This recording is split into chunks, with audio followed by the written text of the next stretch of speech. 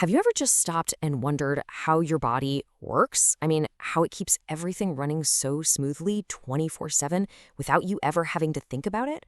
Well, today we're diving into exactly that. The incredible automatic system your body uses to keep itself stable and, alive. So here's our game plan. We're going to start with a simple question, then get into what homeostasis actually is, look at the nuts and bolts of how it all works, and then see it come together with a real-world example that's probably happening inside you right now. All right, let's kick things off by connecting this big idea to something you have absolutely felt yourself. I mean, really think about it for a second. You step outside on a freezing day, and your body just starts shaking. Or you finish a tough workout, and you're just dripping sweat. These aren't random things happening, not at all. They are your body's finely tuned, automatic responses, all designed to keep your internal world in perfect balance. While the answer to that question has a name, and honestly, it's one of the most important concepts in all of biology. It's the secret sauce that lets our trillions of cells survive and thrive. The name itself is pretty cool. It comes from Greek words meaning similar and standing still. But don't let standing still fool you.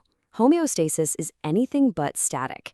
It's a super active, really dynamic process of maintaining stability, of keeping countless variables within a very narrow, very happy range. And this process is relentless. It never stops. Every single second of every day, whether you're eating, sleeping, or running a marathon, your body is making millions of tiny little adjustments to fight off change and protect your inner world. It's a state of continuous, dynamic balance. So for instance, your body is working tirelessly to keep your core temperature right around 37 degrees Celsius or a 98.6 Fahrenheit. Why? Because that's the sweet spot, the optimal temperature for all the chemical reactions that keep you going. It's also keeping your blood sugar level incredibly stable. Even after you eat a giant piece of cake, your body goes to work to keep that concentration right around a tiny 0.1%. And this is where you can see the insane precision we're talking about. Your blood pH is held at a very specific 7.35. If it drifts too far from that number, your systems start to fail. This isn't just a suggestion, it's a non-negotiable biological law. It's literally the line between being healthy and being sick. So keeping all these numbers so perfectly in check, second by second, is an amazing feat. So how does your body pull it off? Well, it all comes down to a really sophisticated internal operating system. This diagram here shows the master plan. It's a feedback loop. A great way to think of it is like a seesaw. If one side goes down, creating an imbalance, the system automatically kicks in to push it right back up and restore that balance. It's just a continuous cycle of monitoring and adjusting. We can actually break this whole loop down into 5 pretty clear steps. It all starts with a stimulus. That's just some kind of change. Next, a receptor detects that change. That info gets zapped over to the control center. Think of it like mission control, usually your brain, which processes it. The control center then directs an effector, like a muscle or a gland, to take action. And finally, you get the response, which corrects that initial change and brings everything back into balance. Now, that response we just mentioned can go in one of 2 very different directions, and understanding the difference between them is absolutely crucial. The vast majority of the time, your body is using what's called negative feedback. The analogy of a thermostat is perfect here. When your room gets too warm, the thermostat doesn't crank the heat up even more, right? No, it turns the heat off to cool things down. That's exactly what negative feedback does. It reverses the original change to get things back to normal. The difference between the two is huge. Negative feedback is your body's stability manager. Its whole job is to shut down the original signal. You get hot, you sweat, you cool down, problem solved. Positive feedback, on the other hand, is much rarer, and it does the exact opposite. It's an amplifier. The classic example is childbirth.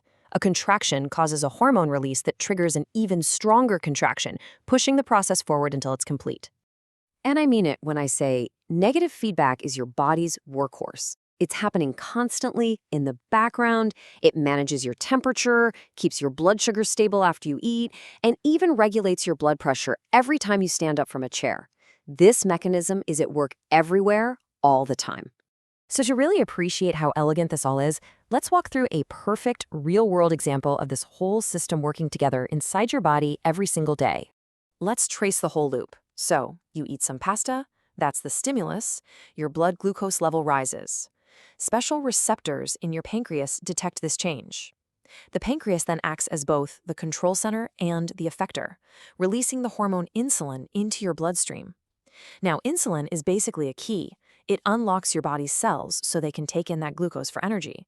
The end result, the response, is that your blood glucose levels drop right back to their normal set point. And that's how the loop closes. The response, which was lower blood sugar, directly counteracts and shuts off the initial stimulus, which was high blood sugar. The seesaw is balanced again. It's this precise 5-step dance that maintains that critical 0.1% blood sugar level.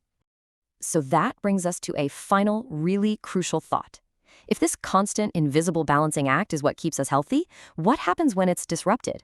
Well, understanding that balance is really the key to understanding health itself.